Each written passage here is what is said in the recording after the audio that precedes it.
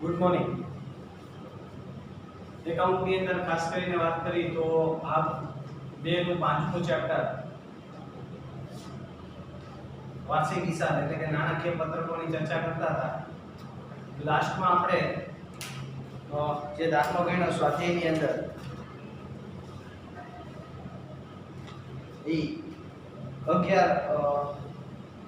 11મો હતો સાજન રેડીમેડ સ્ટોર્સના ચોપડે। બરાબર 11મો દાખલો મકાનમાં વધારો અને એની આપણે ચર્ચા કરી। હવે આપણી પાસે 3 દાખલા છે, એમાં 12મો દાખલો છે, થોડો સમજવા જેવો દાખલો છે। એક તો બલદેવના તારીખ 31/3/2000 દાખલા નંબર 12 એની આપણે વાત કરી હતી, પેજ નંબર 198 સમજવા જેવો દાખલો છે।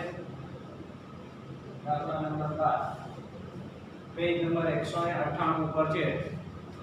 બલદેવના તારીખ 31/3/2016 ના કાચા સર્વે અને વધારાની માહિતી પરથી વાર્ષિક હિસાબ બનાવો। એક કાચું સર્વે આપી દીધું છે અને નીચે એના હવાલા આપ્યા છે।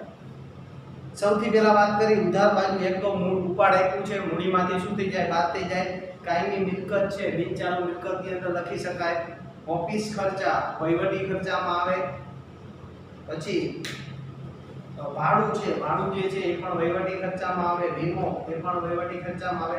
પગાર મજૂરી ધ્યાન રાખજો, આપણે એક ચર્ચા થઈ ગઈ છે, જો મજૂરી છે ને એ ખરીદીને લગતા ખર્ચામાં આવે અને પગાર જે છે વહીવટી ખર્ચામાં આવે। બે ભેગું આપ્યું છે પગાર મજૂરી, તો જ્યારે બે ભેગું આપે ને ત્યારે જે પહેલું નામ આપ્યું હોય ને પહેલું નામ એ જ જોવાનું, બીજું નામ નહીં જોવાનું। દાખલા તરીકે પગાર મજૂરી કીધું, એમાં પહેલું નામ કયું પગાર, તો એના વહીવટી ખર્ચા મૂકી દેવા પગાર મજૂરી। પણ મજૂરી પગાર લખીને એને આપ્યું હોત, એને શું લખીને આપ્યું હોત મજૂરી પગાર, તો ખરીદીને લગતા ખર્ચા જાવ। ટૂંકમાં બે ભેગું આપે ત્યારે જે પહેલું નામ હોય ને એ જ જોવાનું, પહેલું નામ કયું છે પગાર, આપણે પગાર જ સમજવાનું, પગાર મજૂરી એ ક્યાં આવશે વહીવટી ખર્ચામાં। ગ્રાહક કાઉન્સમાં લખવું તો લખી નાખજો ગ્રાહક, ગ્રાહક એટલે કોણ, આગળના દાખલામાં આવી ગયું ગ્રાહક, ગ્રાહક એટલે દેવાદાર, બરાબર।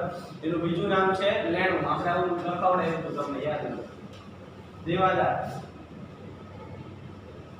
એનું બીજું નામ ગ્રાહક અથવા તો એનું નામ શું છે લેણું છે। દેવાદાર લેણદાર તો લેણદાર એને વેપારી બોલાય, લેણદારને શું બોલાય વેપારી, અને એનું બીજું નામ છે દેવ, બરાબર। તો અહીંયા ગ્રાહક છે, ગ્રાહક એટલે કૌંસમાં લખવું એટલે લખી નખાય દેવાદાર, ક્યાં આવે ચાલુ મિલકતમાં। લેણી મૂડી ચાલુ મિલકતમાં। વટાવ ઉધાર બાજુની સાઈડનો વટાવ છે, ઉધાર બાજુનો વટાવ એટલે ક્યાં આવે વેચાણ વિતરણ ખર્ચામાં, બરાબર। પછી અગાઉથી ચૂકવેલ વીમો, અગાઉથી ચૂકવેલ ખર્ચ કાચા સરવૈયામાં આવે, આગળની આની પહેલા જ આવી ગયો અગાઉથી ચૂકવેલ ખર્ચ, ક્યાં આવશે ચાલુ મિલકતમાં। આખર સ્ટોક કાચા સરવૈયામાં હોય એટલે એક જ અસર આવે ચાલુ મિલકતમાં। રોકડ ચિલક ચાલુ મિલકતમાં। વેચાણ વિતરણ ખર્ચ વેચાણ વિતરણ ખર્ચમાં। બોનસ વહીવટી ખર્ચામાં। વેપાર ખાતું ખાસ અંડરલાઈન રાખજો, વેપાર ખાતું, વેપાર ખાતું એટલે કાચો નફો આપી દીધો છે। જો વેપાર ખાતાને લગતા હવાલા ન હોય તો વેપાર ખાતું નહીં બનાવવાનું, વેપાર ખાતાને લગતા હવાલા હોય તો બનાવવું પડે। એ વેપાર ખાતું એટલે શું છે કાચો નફો। મૂડી આપેલી છે એ આપણે પાકા સર્વેમાં જશે, બેંક ઓવરડ્રાફ્ટ ચાલુ દેવામાં। વેપારીઓ, વેપારીઓ એટલે કોણ થશે લેણદાર। દેવી હુંડી એ પણ ચાલુ દેવામાં। ગાલખાત અનામત, જો ગાલખાત અનામતનો હવાલો હોય તો અન્ય ખર્ચની અંદર ઓલા ફોર્મેટમાં, પણ હવાલો ન હોય તો દેવાદારમાંથી શું થઈ જશે બાદ થઈ જશે। વટાવ આપ્યો છે, જમા બાજુ એટલે મળેલ વટાવ હોય, અન્ય આવકમાં આવે। અને ચૂકવવાનો બાકી ઓફિસ ખર્ચ, ચૂકવવાનો બાકી ઓફિસ ખર્ચ ચાલુ દેવામાં આવે। તો આ વાત હતી કાચા સર્વેની હવાલાની અંદર જોવી।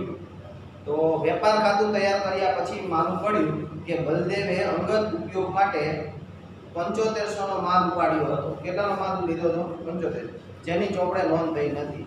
અંગત વપરાશથી ગયેલ માલ, પહેલા શાંતિથી વિચારો, અંગત વપરાશથી ગયેલ માલ એની અસર ક્યાં, શાંતિથી પહેલા વિચારો, અંગત વપરાશથી ગયેલ માલ હવાલામાં મગજમાં એક બે વખત શાંતિથી પહેલા વિચારો।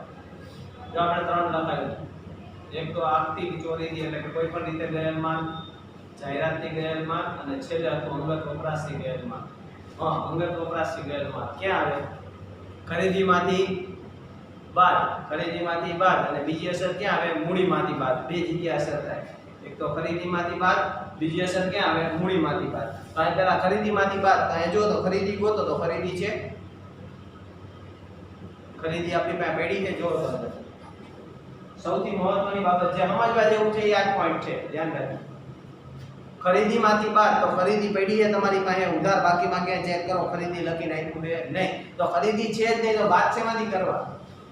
તો હવે સમજો હું જે કહેવા માંગુ છું કે કોઈ પણ ખાતાની અંદર જ્યારે બાદ કરવા માટે, પ્લસ કરવામાં કઈ વાંધો નથી, પ્લસ તો ડાયરેક્ટ થઈ જાય, પણ માઈનસ કરવા માટે જ્યારે આગળની રકમ ન હોય, દાખલા તરીકે મારે ખરીદીમાંથી બાદ કરવું છે, બરાબર, પણ ખરીદી નથી, તો એને મારે શું કરવું પડે? એની વિરુદ્ધ સાઈડ એન્ટ્રી આપી દેવી પડે. અહીંયા માઈનસ કરી લખો કે વાંધો નથી, પણ સાચી એન્ટ્રી આપવી હોય તો શું કરાય? દાખલા તરીકે જનરલી આપણે વેપાર ખાતું બનાવી આપવું, આપણું જે વેપાર ખાતું હોય, બરાબર, આ વેપાર ખાતું જે છે, વિગત રકમ. હવે મારે અહીંયા ખરીદીમાંથી બાદ કરવું છે, અહીં લખવું હોય ખરીદી 70000 માઈનસ અંગત વપરાશથી ગયેલ માલ, દાખલા તરીકે 7000 હોય તો 12,63. તો મારે આ બાદ કરવા માટે મારી પાસે શું હોવી જોઈએ? ખરીદી. પણ માની લો મારી પાસે ખરીદી નથી, આ બાદ કરવા માટે મારી પાસે ખરીદી છે નહીં, ખરીદી છે જ નહીં, તો શું કરવાનું? તો ખરીદી નથી, અહીંયા બાદ કરાય એવું નથી, તેની વિરુદ્ધ સાઈડ અસર આપજો. વિરુદ્ધ સાઈડ અસર આપો એટલે કઈ બાજુ અસર આપી આપું? જમા બાજુ. તો જમા બાજુ શું લખી આપું કે અંગત વપરાશથી ગયેલ માલ, અંગત વપરાશથી ગયેલ માલ કેટલો લખી નાખો? 7500. આ વિરુદ્ધ સાઈડ અસર આપી. અહીંયા બાદ કરવાના હતા, હકીકતમાં આજી એન્ટ્રી શું છે? ખરીદીમાંથી બાદ, પણ બાદ થાય એવું હતું નહીં, એટલે એને કઈ બાજુ લખી નાખ્યું? જમા બાજુ. એટલે એક તો ખરીદીમાંથી બાદ ને બીજું મૂડીમાંથી બાદ, બરાબર, આ રીતે અસર આપી શકાય. પછી આવક માલનું ગાળા ભાડું 3750 ચૂકવવાનું બાકી છે. ચૂકવવાનો બાકી ખર્ચ જે તે ખર્ચમાં ઉમેરાય અને ચાલુ દેવામાં, ક્યાં આવે? જે તે ખર્ચમાં ઉમેરાય અને ચાલુ દેવામાં. તો અહીંયા આવક માલના ગાળા ભાડામાં ઉમેરા છે, આવક માલનું ગાળા ભાડું નહીં હોય તો એમને લખાઈ જશે. બીજી અસર ક્યાં આવશે? ચાલુ દેવામાં. મૂડી પર 5% લેખે વ્યાજ ગણો. મૂડી પર વ્યાજ શું થાય? મૂડી પર વ્યાજ ગણો, મૂડી ઉપરનું વ્યાજ બોલો. હવાલાનો એક બે વખત મતમાં બોલો તો ખ્યાલ આવશે. મૂડી પર વ્યાજ, હા, મૂડીમાં ઉમેરાય નાણાકીય ખર્ચમાં. મૂડી પર વ્યાજ મૂડીમાં ઉમેરાય નાણાકીય ખર્ચમાં. બેંક ઓવરડ્રાફ્ટનું વ્યાજ 750 ચૂકવવાનું બાકી છે. ચૂકવવાનું બાકી બેંક ઓવરડ્રાફ્ટનું વ્યાજ. એક તો નાણાકીય ખર્ચમાં બેંક ઓવરડ્રાફ્ટનું વ્યાજ, એક તો ક્યાં આવે? નાણાકીય ખર્ચમાં, બીજું બેંક ઓવરડ્રાફ્ટમાં ઉમેરાય અથવા તો ચાલુ દેવામાં. હવે સમજવા જેવું લવાનું. ચોથો ભાગ, દેવાદાર પાસેથી મળેલ 22500 વેચાણ ખાતે જમા કરેલ છે, જે વેપાર ખાતું બનાવ્યા પછી ધ્યાનમાં આવે. તમને માની લો દેવાદારે તમને 22500 રૂપિયા આપ્યા હતા, તો આપણે એટલા દેવાદાર શું કરવા પડે? ઓછા કરવા પડે ને. આ દેવાદાર હતા આપણી પાસે, જે કોઈની પાસે પૈસા માંગતા હતા, એને તમને 22500 આપી દીધા, તો આપણે એટલા દેવાદાર શું કરવા પડે? બાદ કરવા પડે. એ બાદ કરવાની જગ્યાએ આપણે વેચાણમાં પ્લસ કરીને, હકીકતમાં શું કરવાનું હતું? પેલા બે વખત વિચારે સાંજે આપણે કરવાનું શું હતું? દેવાદારમાંથી બાદ કરવાના હતા. શું કરવાનું હતું? દેવાદારમાંથી બાદ. એની જગ્યાએ વેચાણમાં આપણે પ્લસ કરી આવ્યા છીએ. હરખું કરવા માટે શું કરાય? પહેલા શાંતિથી વિચાર કરવાના હતા. દેવાદારમાંથી બાદ, હકીકતમાં દેવાદારે પૈસા આપ્યા તો દેવાદાર એટલા ઘટે, દેવાદાર ઘટે તો દેવાદારમાંથી બાદ કરવાના હતા. એની જગ્યાએ આપણે વેચાણમાં પ્લસ કરી નાખ્યા છે. તો હવે હરખું કરવા માટે શું કરશું? વેચાણમાંથી બાદ શું કરી નાખશું? વેચાણમાંથી બાદ અને દેવાદારમાંથી ને બાદ. વેચાણમાંથી બાદ કરી અને સાચી અસર આપણી હતી દેવાદારમાંથી બાદ કરવાની, એટલે દેવાદારમાંથી બાદ કરી નાખી. તો આપણે કરવાના હતા દેવાદારમાંથી બાદ, એની જગ્યાએ વેચાણમાં પ્લસ કર્યા, તો પેલું શું કામ કરશું? વેચાણમાંથી બાદ કરી નાખશું. હવે સાચી અસર આપશું દેવાદારમાંથી ને બાદ, તો આની બે અસર થાય, વેચાણમાંથી બાદ અને દેવાદારમાંથી બાદ. તો વેચાણમાંથી બાદ કરવા હોય તેની માટે તમારી પાસે શું હોવું જોઈએ? વેચાણ. તો દાખલામાં ચેક કરો કે વેચાણ છે, વેચાણ છે તમારી પાસે નથી, વેચાણ નથી, તો હવે શું કરવાનું? હવે વેચાણમાંથી બાદ કરવા, પણ વેચાણ નથી, તેને કઈ બાજુની સાઈડ લખી નખાય? ઉધાર બાજુ. તો તમે ઉધાર બાજુ લખી શકો. અહીંયા ભૂલથી નોંધે, ભૂલથી નોંધે કેટલા થઈ જાય? 22500. અહીં તમે લખી શકો. આ ઓલી બાજુ દેવાદારમાંથી બાદ. હકીકતમાં એ વેચાણમાંથી માઈનસ થાય, પણ માઈનસ કરવા માટે વેચાણ હતું નહીં એટલે એને વિરુદ્ધ સાઈડ લખવું. બરાબર. પછી કાયમી મિલકતમાં 10% લેખે ઘસારો કાયમી મિલકતમાંથી બાદ અન્ય ખર્ચમાં નહીં નોંધાયેલ ઉધાર ખરીદીમાં ઉમેરાય, લેણદારમાં ઉમેરાય. ઉમેરવા માટે કાંઈ ન હોય તો કાંઈ વાંધો નહીં, તમે એમને લખી શકો. બરાબર. નહીં નોંધાયેલ ખરીદીમાં ઉમેરાય, લેણદારમાં ઉમેરાય. આગમાં બળી ગયેલ માલ 22,500, વીમા કંપનીએ 90% રકમનો દાવો મંજૂર રાખ્યો. ત્રણ અસર થાય આની. આપણે જ્યારે આની આમ નોંધ લખતા હતા ત્યારે આની વાર્ષિક હિસાબમાં અસર બોલતા હતા. કઈ રીતે ત્રણ અસર થશે? આગમાં બળી ગયેલ માલ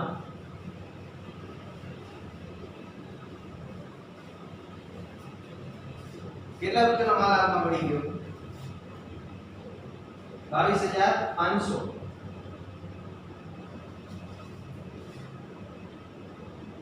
આગથી બળી ગયેલ માલ 22,500. એમાં 90% રકમ વીમા કંપની આપશે અને 10% આપણું નુકસાન. તો 22,500 જે છે એના 90% કરો કેલ્ક્યુલેટરમાં. 22,500 ના 90%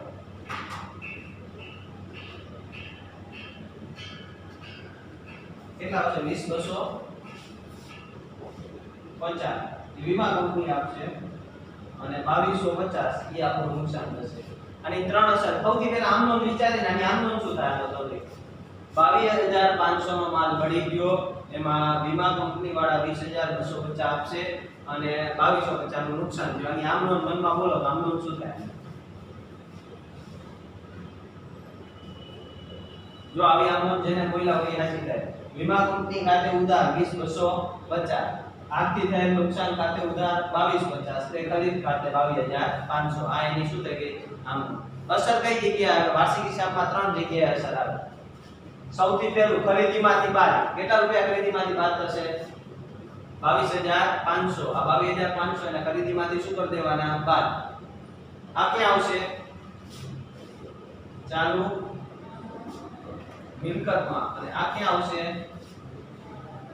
અન્ય ખર્ચમાં. ખરીદીમાંથી બાદ કરવા માટે ખરીદી ન હોય ત્યારે કઈ બાજુની સાઈડ લખી નાખશું? જમા બાજુની સાઈડ. બરાબર. છેલ્લો હવાલો 30,000 ની કાયમી મિલકત 22,500 માં તારીખ 1/10/2015 ના રોજ રોકડેથી વેચેલ છે, જેની ચોપડે નોંધ કરવાની બાકી છે. ખાસ ધ્યાન રાખજો. જો આ ઓલો કાયમી મિલકત ઉપર ઘસારો ગણો ને એની પહેલા હવાલાની અસર આપી દેવી પડે. સૌથી પહેલા વાત છે 30,000 ની કાયમી મિલકત કેટલામાં વેચી દીધી? 22,500 માં વેચી દીધી. ક્યારે કેટલામાં વેચી દીધી? 22,500 માં. એટલે એટલી કાયમી મિલકત આપણી શું થઈ જાય? ઘટી જાય. હવે જો વસ્તુ એ થાય કે આમનો પહેલા વિચાર હતી 30,000 ની કેટલામાં વેચી દીધી? 22,500 ની. એટલે રોકડ આવે. આમનો રોકડ ખાતે ઉધાર 22,500. મિલકત વેચાણ નુકસાન ખાતે ઉધાર કેટલા થઈ જાય? 7,500 અને તે કાયમી મિલકત ખાતે કેટલા? 30,000. આવી આમનો થાય. આ શું બને? આમ 22,500 માં આપણે વેચી દીધી. 22,500 માં વેચી એટલે 22,500 આવ્યા. 22,500 આવે તો રોકડ ખાતે ઉધાર 22,500. મિલકત હતી કેટલાની? 30 ની. ધંધામાંથી મિલકત ગઈ તો મિલકત ખાતે જમા 30,000. નુકસાન કેટલાનું થયું? 30 માંથી 22,500 બાદ કરો એટલે 7500 રૂપિયાનું શું થયું? નુકસાન થયું. હવે આથી છે આપણે વામનું નથી આપી, આપણે આપી છે વાર્ષિક હિસાબમાં અસર. તો બોલીએ કે આની ત્રણ અસર કેવી રીતે થાય? પહેલું તો રોકડ આવે. રોકડ આવે તો શું થાય? રોકડમાં પ્લસ થાય. શું થાય? રોકડમાં પ્લસ. રોકડમાં ઉમેરાય. કેટલા? 22,500. બીજું કાયમી મિલકત. મિલકત વેચાણ નુકસાન. નુકસાન છે એટલે ક્યાં આવે? અન્ય ખર્ચામાં. શેમાં આવે? અન્ય ખર્ચામાં. અને કાયમી મિલકતમાંથી 30,000 રૂપિયા શું થઈ જાય? બાદ. એટલે કાયમી મિલકત ઉપર જ્યારે ઘસારો ગણો ત્યારે 30,000 બાદ કરી અને પછી ગણવો પડે. બરાબર. એટલે આની ત્રણ જગ્યાએ અસર થશે. રોકડમાં ઉમેરાય, એક તો અન્ય ખર્ચમાં, અને બીજી અસર કાયમી મિલકતમાંથી શું થઈ જશે? બાદ થઈ જશે. કેટલા રૂપિયા? 30,000. બરાબર. આ રીતે આખી વર્કિંગ નોટ આની થશે. જોઈ લો પહેલા, પછી દાખલો સ્ટાર્ટ કરીએ. ત્રણે ત્રણ ખાતા બનાવવા પડશે, કારણ કે વેપાર ખાતાને લગતા હવાલા છે એટલે વેપાર ખાતું પણ બનાવવું પડે છે. બરાબર, એટલે ત્રણ ખાતા બનાવવાના છે. મારી હાલવાર બધાય નાખો ત્રણ ખાતા. વેપાર ખાતું નાનું બનાવશો તો ચાલશે મીડિયમ. બરાબર, બાકી બધા ખાતા બનાવવાના.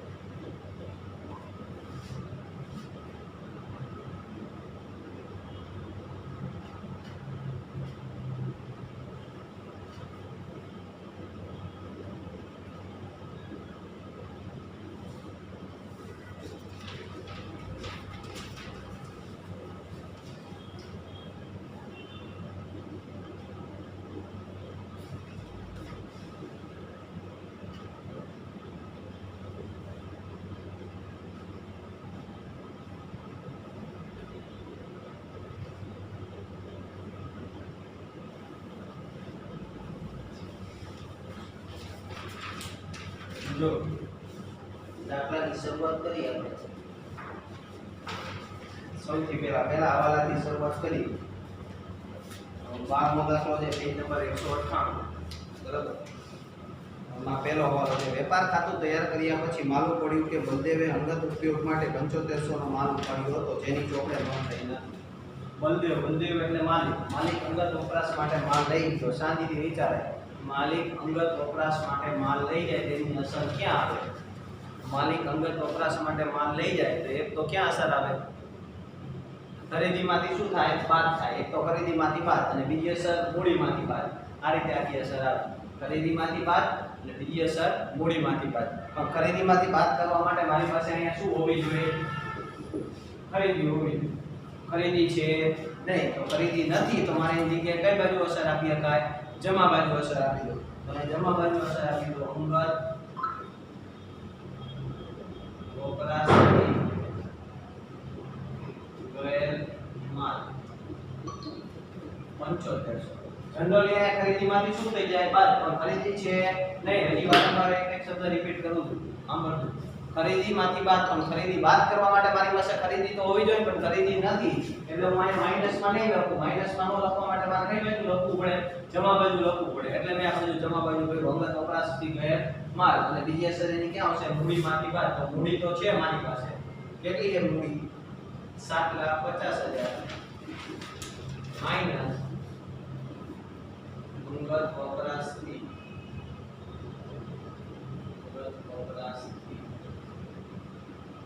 ગયેલ માલ કેટલા રૂપિયાનો 75 નીચે એટલે કે ખરીદીમાંથી બાદ બીજી અસર મૂડીમાંથી બાદ એમાં ને એમાં આવક માલનું ગાડા ભાડું 3750 ચૂકવવાનું બાકી છે. ચૂકવવાનો બાકી ખર્ચો ચૂકવવાના બાકી ખર્ચા જે તે ખર્ચમાં ઉમેરાય. શેમાં ઉમેરાય? જે તે ખર્ચમાં ઉમેરાય. અને બીજી અસર ક્યાં આવે? ચાલુ દેવામાં. ભાઈ આવક માલનું ગાડા ભાડું ચૂકવવાનું બાકી છે તો આવક માલના ગાડા ભાડામાં ઉમેરાય. અંદરથી ચેક કરો આવક માલનું ગાડા ભાડું છે નથી પણ પ્લસ કરવાનું છે એટલે કઈ વાંધો નહીં આવે. અહીં તમે લખી આપો આવક માલનું ગાડા ભાડું કેટલું 3750 જે ચૂકવવાનું બાકી છે. પ્લસ હોય તો વાંધો ન હોય, માઈનસ કરવાના હોય તો વિરુદ્ધ સાઈડ લખવું પડે. અને બીજી અસર ચાલુ દેવામાં ચૂકવવાનું બાકી આવક માલનું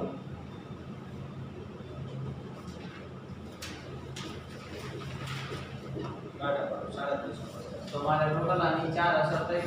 પહેલી જે વસ્તુ હતી અંગત વપરાશથી ગયેલ માલ. એક વસ્તુ હતી અંગત વપરાશથી ગયેલ માલ એ ખરીદીમાંથી બાદ પણ ખરીદી નથી એટલે કઈ બાજુ ડિસાઈડ રાખ્યું? જમા બાજુ. બીજી અસર મૂડીમાંથી બાદ ચૂકવવાનું બાકી આવક માલનું ગાડા ભાડું. એક તો ખરીદી લગતા ખર્ચામાં, બીજું ચાલુ દેવામાં. બરાબર. આગળ મૂડી પર 5% લેખે વ્યાજ ગણો. મૂડી પરનું વ્યાજ મૂડીમાં ઉમેરાય અને બીજું ક્યાં આવશે? નાણાકીય ખર્ચમાં. તો પ્લસ મૂડી પર વ્યાજ. કેટલી છે મૂડી આપણી પાસે? 7,50,000. 7,50,000 ના 5% કરો 37,500.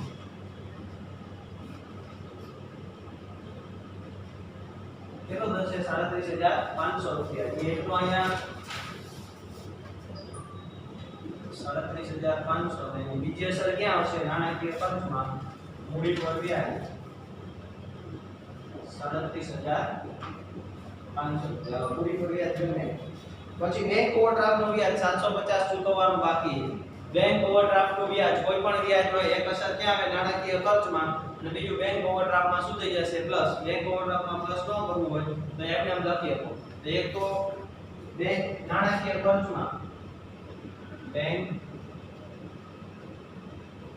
ઓવરડ્રાફ્ટનું વ્યાજ કેટલું છે? 750. અને બીજું બેંક ઓવરડ્રાફ્ટ કેટલો છે આપણો જોવો તો બેંક ઓવરડ્રાફ્ટ આપણી પાસે છે જો જમા બાજુની સાઈડ બેંક ઓવરડ્રાફ્ટ 18,000. એમાં તમારે પ્લસ કરવું હોય તો પ્લસ કરી નાખીએ તો પ્લસ ચૂકવવાનું બાકી વ્યાજ કેટલું? 750.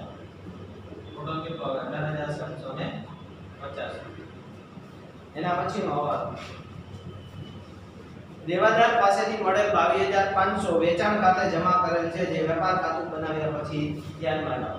મેળાતા તમને દેવાદાર તમને પૈસા આપી દીધા. દેવાદાર પૈસા આપે તો આપણે દેવાદાર શું કરી દેવા પડે? એટલા ઓછા કરી દેવા પડે.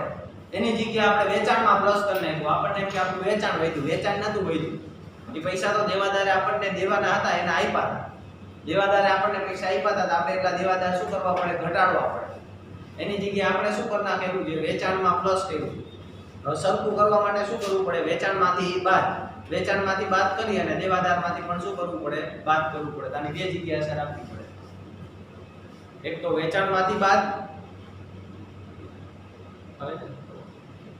વેચાણમાંથી બાદ અને બીજી અસર ક્યાં આવશે? દેવાદારમાંથી બાદ. પણ વેચાણમાંથી બાદ કરવા માટે મારી પાસે અહીંયા શું હોવું જોઈએ?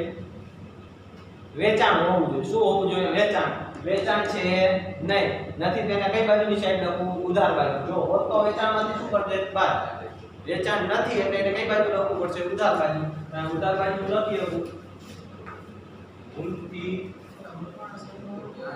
નોંધેલ વેચાણ કેટલું? ભૂલથી નોંધેલ વેચાણ કેટલું? 22,500. બીજી અસર દેવાદારમાંથી શું થઈ જાય? બાદ થઈ જાય. તો દેવાદાર કેટલા? દેવાદાર જો ગ્રાહક અંદર આપેલા છે આપણને ગ્રાહકો. ગ્રાહકો કેટલા આપ્યા અંદર? 2,25,000 માઈનસ મોડેલ રોકડ કેટલાની મેળી દી આપણને? 22,500 રૂપિયા. એટલે એક તો વેચાણમાંથી બાદ, બીજી અસર ક્યાં બાદ થઈ જશે? દેવાદારમાંથી બાદ. અને હારવાર એક ચેક કરી લેવાનું કે ક્યાંય ઘાલકાત અનામતને લગતો હવાલો છે? આની પહેલાના દાખલામાં આપણે ચેક કર્યું હતું, યાદ આવતું હોય તો. જો તો ઘાલકાત અનામતને લગતો એક હવાલો છે નહીં, અને જો ન હોય અને કાચા સર્વેમાં ઘાલકાત અનામત આપી હોય, બોલવું સાંભળજો, એકે હવાલો છે નહીં અને કાચા સર્વેમાં ઘાલકાત અનામત આપી હોય તેને દેવાદારમાંથી શું કરી દેવી પડે? વાત કરી દેવી પડે. જો તો આમાં ઘાલકાત અનામત આપી છે, હા કેટલી છે? 21,000. એ આપણે વાત કરવી પડે માઈનસ ઘાલકાત અનામત. કઈ આવે? કાચા સર્વે 21,000. આ બંને રકમ આમાંથી શું કરી દેવી પડે? 5. તો 2,25,000 હતા, એમાંથી 22,500 ને 1,000 જાય.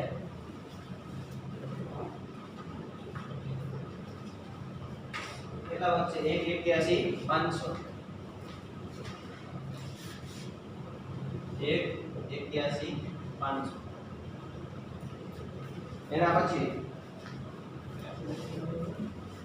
કાયમી મિલકત પર 10% લેખે ઘસારાની જોગવાઈ. આ હવાલાની અસર ક્યારે અપાય? પહેલા 8મા હવાલાની અસર આપી દેવી પડે, પછી આ હવાલાની અસર અપાય. કારણ કે જો કાયમી મિલકતનો એક 8મો હવાલો છે, બરાબર? એટલે ખાસ ધ્યાન રાખજો, એ હવાલાની અસર તમારે પહેલા આપવી પડશે. છેલ્લો હવાલો છે, પહેલા એની અસર આપણે આપી દઈએ. તો 30,000 ની કાયમી મિલકત હતી, કેટલામાં વેચી દીધી? 22,500 માં. હતી કેટલાની? 30,000 ની. વેચી કેટલામાં? 22,500 માં વેચી. બીજું કઈ ખબર ન પડે, આપણને એટલી ખબર પડે મારા ઘરે 30,000 ની મિલકત પડી હતી, મેં 22,500 માં વેચી દીધી. મારી પાસે આવ્યા કેટલા? 22,500 આવે. 22,500 આવે એટલે રોકડ શું થાય? વધે. તો રોકડમાં પ્લસ કેટલા રૂપિયા? 22,500. શેમાં પ્લસ થાય? રોકડમાં. બીજું મિલકત કેટલાની ગઈ? 30,000 ની. તો મિલકતમાંથી બાદ કેટલા થાય? 30,000. મિલકત કેટલાની? આપણા પ્રમાણે મિલકત કેટલાની હતી? 30,000 ની હતી. તો મિલકતમાંથી બાદ 30,000, રોકડમાં પ્લસ 22,500. પછી ઘરેથી કીધું કેટલાનું નુકસાન કર્યું ભાઈ? કેટલાનું નુકસાન કર્યું? 30,000 ની મિલકત 22,500 વેચીને આવ્યા. કેટલાનું નુકસાન? 7,500 રૂપિયાનું નુકસાન. એ નુકસાન ક્યાં લખવું પડે? અહીંયા ખર્ચમાં. વર્કિંગ નોટ કરી જો આપણે આખી ત્રણે ત્રણ વસ્તુ.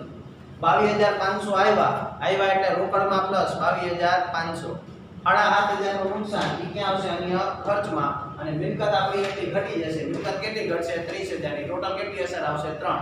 ત્રણ અસર આપી જો. સૌથી પહેલા રોકડમાં પ્લસ. તો અંદર રોકડ ગોતો કેટલી છે? રોકડ શિલ્લક જો આપેલી છે તમને. કેટલી આપી રોકડ શિલ્લક? 22,500 છે. પ્લસ મિલકત વેચાણ. કેટલાનું મિલકત વેચાણ? 22,500. 22,500 પ્લસ 22,500 45. બરાબર? 22,500 માં પ્લસ કર્યા. નુકસાન છે અહીંયા લખું છું. મિલકત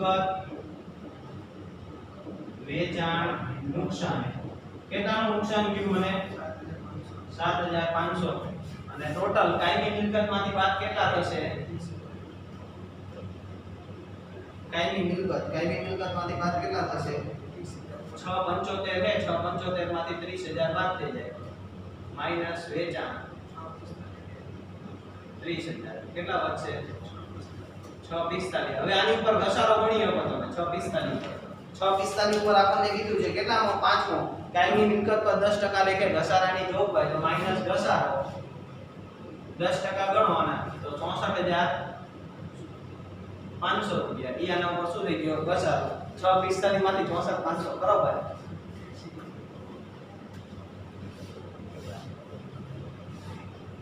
$6,45,000 માઈનસ 64,500 કેટલા વધશે? 5,80,500. 5,80,500. અને આ ઘસારો એને ક્યાં લખવાનું? અહીંયા ખર્ચમાં. કાયમી મિલકત પર ઘસારો.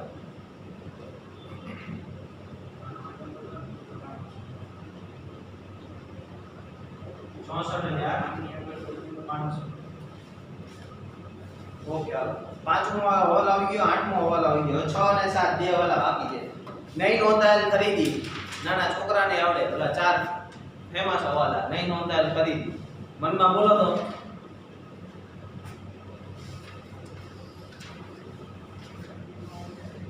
બીજી ક્યાં આવે? ખરીદીમાં ઉમેરાય, લેણદારમાં ઉમેરાય. ક્યાં અસર આવે? ખરીદીમાં ઉમેરાય, લેણદારમાં ઉમેરાય. યાદ છે ને ચાર હવાલા? ખરીદીમાં ઉમેરાય, લેણદારમાં ઉમેરાય. તો ખરીદીમાં ઉમેરાય, ઉમેરવા માટે ખરીદી હોય કે ન હોય એ આપણે જરૂર છે નહીં. બાદ કરવામાં પ્રશ્ન થાય, ધ્યાન રાખો. પ્લસ કરવામાં કઈ વાંધો આવતો નથી, બરાબર? કોઈ પૈસા આપતા હોય તો કઈ ચિંતા જ નથી, લઈ જ લેવાના. દેવાના થાય ત્યારે પ્રશ્ન ઉભો થાય, બરાબર? એટલે માઈનસ કરતી વખતે ચિંતા કરવાની, પ્લસ માં કઈ કરવાનું નહીં. તો ખરીદીમાં ઉમેરાય તો આપણે લખીએ કે નહીં નોંધાયેલ ખરીદી. અહીં નોંધાયેલ ખરીદી કેટલી? 12000. અને બીજી અસર લેણદારમાં ઉમેરાય. અંદર ગોતો, લેણદાર છે તમારી પાસે? લેણદાર આપ્યા છે, વેપારી આપ્યા જો 3 લાખ રૂપિયા. 3 લાખ એમાં પ્લસ નહીં નોંધાયેલ ખરીદી.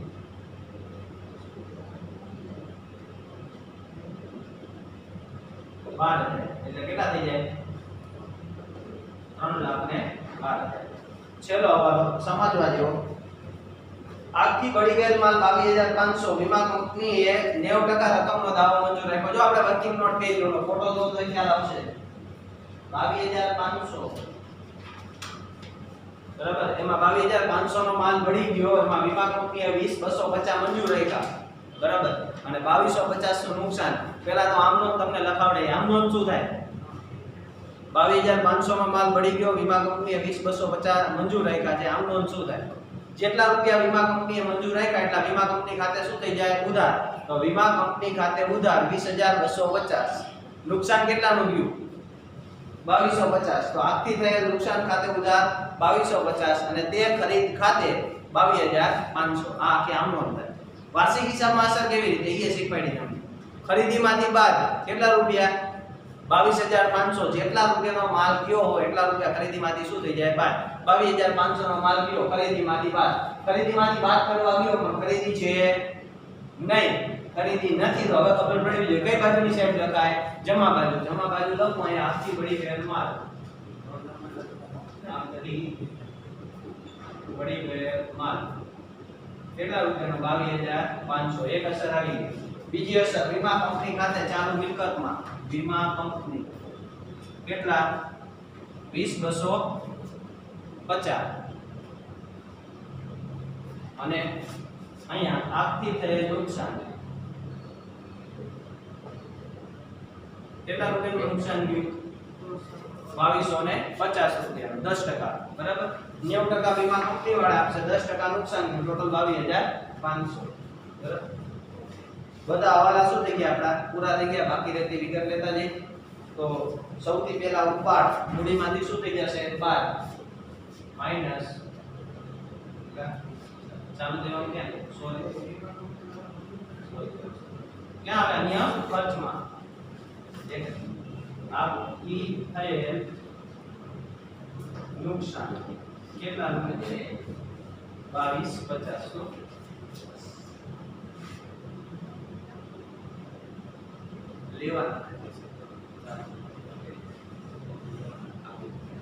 વીમા કંપની આપડા શું બને? દેવાદાર. આપણે વીમા કંપની પાસે પૈસા લેવાના થાય એટલે ક્યાં આવે? ચાલુ મિલકતમાં, બરાબર.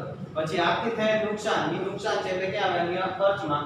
અને અહીંયા આખી બળી ગયેલ માલ ખરીદીમાંથી બાદ. હવે બાકી રહેતી વિગત લઈને એમાં ઉપાડ. ઉપાડ શું થઈ જાય? મૂડીમાંથી બાદ થાય. કેટલો હોય? 45,000. પછી કાયમી મિલકત આવી ગઈ. ઓફિસ ખર્ચા ક્યાં આવે? વહીવટી ખર્ચામાં. ઓફિસ ખર્ચા ખાલી પડ્યું હોય બધું મૂકી દે આપણે. ઓફિસ ખર્ચા કેટલા? 82,500. કોટ કરવાનું લાગે. પછી ભાડું. ભાડું ક્યાં આવશે? ખરીદી લગતા સોરી વહીવટી ખર્ચામાં ભાડું 22,500. પછી વીમો, એ પણ વહીવટી ખર્ચામાં વીમો. કેટલાનો વીમો કરાયો? 45,000 માં. કોઈ ટેક્સ કરવાનું લાગે.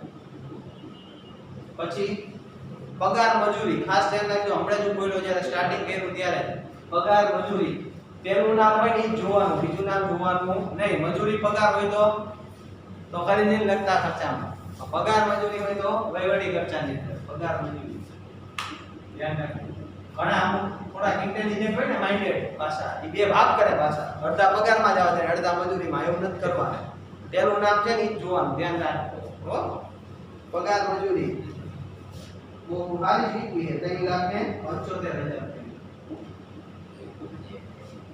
3,75,000 ગ્રાહક એટલે દેવાદાર આવી ગયા લેણી ઊંડી ચાલુ મિલકતમાં લેણી ઊંડી કેટલી 22,500 પછી વટાવ ઉધાર બાજુ છે એટલે આપેલ વટાવ વેચાણ વિતરણ ખર્ચામાં આવે વટાવ કેટલો છે 7500 પછી અગાઉથી ચૂકવેલ વીમો કાચા સરવૈયામાં છે અગાઉથી ચૂકવેલ વીમો કાચા સરવૈયામાં આપ્યો હોય તો અગાઉથી ચૂકવેલ વીમો ક્યાં આવે ચાલુ મિલકતમાં બરાબર કોઈ પણ અગાઉથી ચૂકવેલ ખર્ચ જે છે કાચા સરવૈયામાં આવે તેની એક જ અસર થાય ચાલુ મિલકતમાં અગાઉથી ચૂકવેલ વીમો કેટલાનો 3750 પછી આખર સ્ટોક કાચા સરવૈયામાં છે એક જ એન્ટ્રી થાય ચાલુ મિલકતમાં આખર સ્ટોક કેટલાનો આખર સ્ટોક છે 45,000 પછી રોકડ શિલ્લક આવી ગઈ વેચાણ વિતરણ ખર્ચામાં તે વેચાણ વિતરણ ખર્ચ કેટલાનો વેચાણ વિતરણ ખર્ચ છે 1,20,000 બોનસ વહીવટી ખર્ચામાં બોનસ 18,750 ઉધાર બાજુ પૂરું થઈ ગયું જમા બાજુ વેપાર ખાતું એટલે કાચો નફો જનરલી આપણે અહીંયા લખી કાચો નફો જો વેપાર ખાતું ન બનાવ્યું હોય તો પણ હજી આપણે સુધારેલો કાચો નફો લેવાનો છે સુધારેલો લેવો હોય તો અહીંયા મૂકવો પડે કાચો નફો કેટલો છે કાચો નફો 5,70,000 પછી મૂડી આવી ગઈ બેંક ઓવરડ્રાફ્ટ આવી ગઈ વેપારી એટલે લેણદાર આવી ગયા દેવી ઊંડી કેટલી પેટી દેવી ઊંડી 37,500 બાલ ખાતાનામાં આવી ગઈ ખાસ ધ્યાન રાખવાનું હવાલો ન હોય તો દેવાદારમાંથી બાદ થાય એ ખાસ ધ્યાન રાખવાનું બરાબર પછી વટાવ જમા બાજુ છે એટલે મળેલ વટાવ કેટલો 10,500 અને ચૂકવવાના બાકી ઓફિસ ખર્ચ